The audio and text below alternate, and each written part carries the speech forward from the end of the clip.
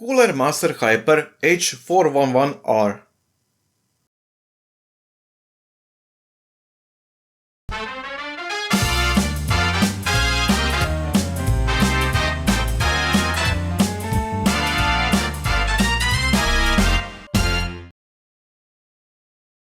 coolermaster Hyper H411R, one of the CPU coolers that supports Intel and AMD sockets.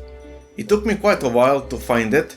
I was looking for a cooler that supports old socket 775 and one simple enough that I can embed it all by myself.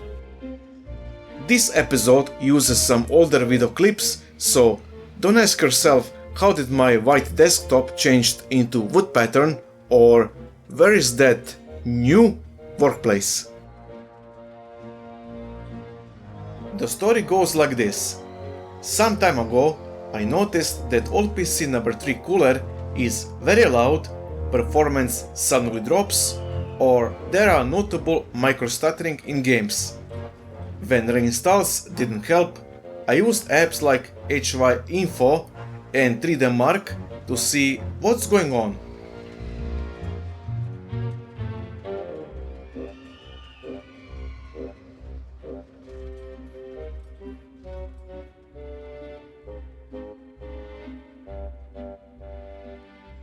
The CPU is Intel Core 2 Quad Q6600 and it's 95W TDP. Some people said a legend for affordable prices and excellent overclocking capabilities. Great piece of old hardware, but it used just a simple stock cooler. It worked in high temperatures and loud noises. I suspect in CPU throttling, but there can be other problems. The time has come to set a real cooler.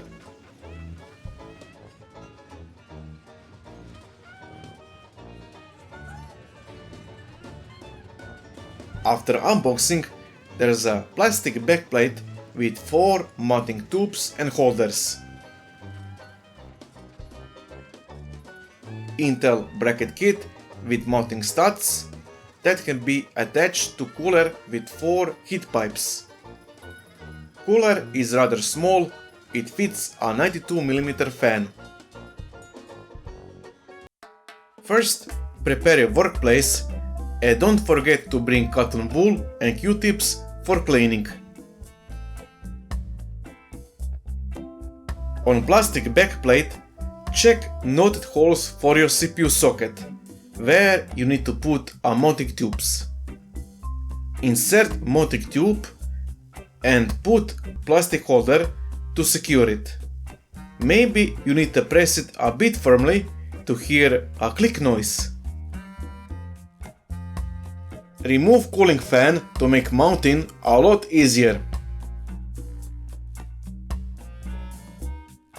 Take one of the bracket kit and put it on the heat pipes part.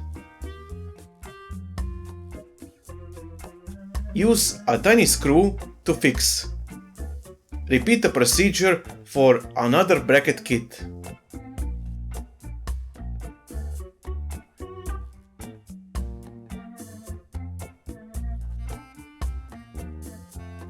To remove Intel stock cooler, there are 4 push-pin latches. Loose them from motherboard with screwdriver.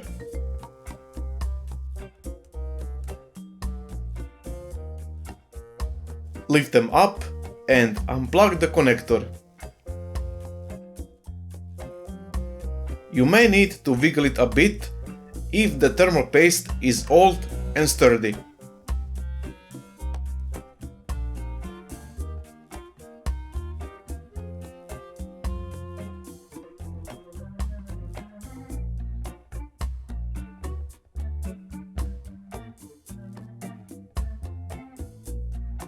Old thermal paste must be wiped clean before applying new one.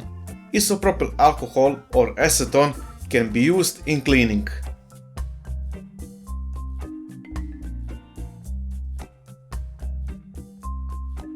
For me, this was the least favorite part. Just because of backplate, you need to remove the whole motherboard from PC case. Unplug all cables and components and mess up with your current cable management.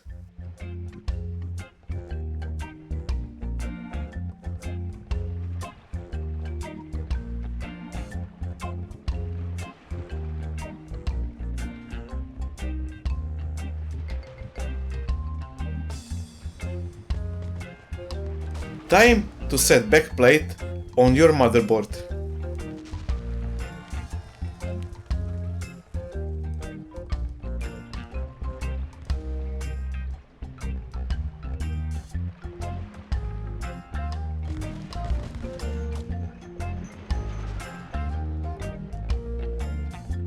Apply thermal paste on CPU. A pea size should be enough.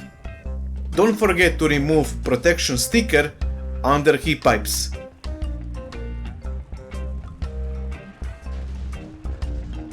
Screw those 4 mounting studs in a diagonal pattern to ensure there are no extra pressure on CPU. Attach cooling fan after screwing mounting studs and connect it to a motherboard CPU fan header.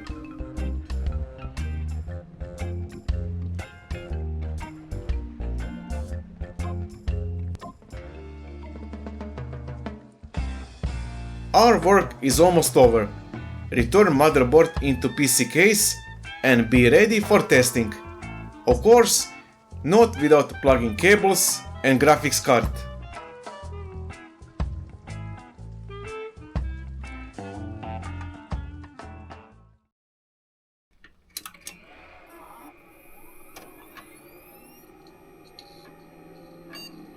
Replacing cooler was successful.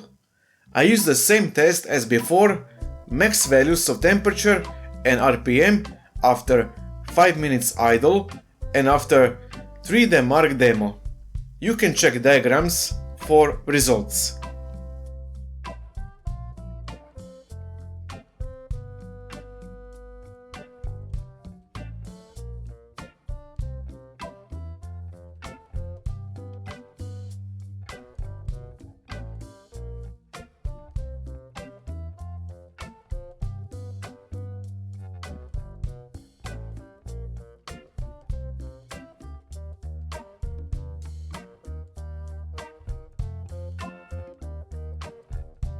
Even today, I use the same CPU cooler on old PC number 3 configuration. It's small, but works very well, no high temperatures and noise levels. According to cooler specifications, max TDP is 100 watts, so the only bad thing is it's not intended for overclocked nor high-end processors. And that's it. This episode includes some older video clips, but I wanted to show you how did I replace an old CPU cooler for a lot better one. Thank you for watching, see you again soon.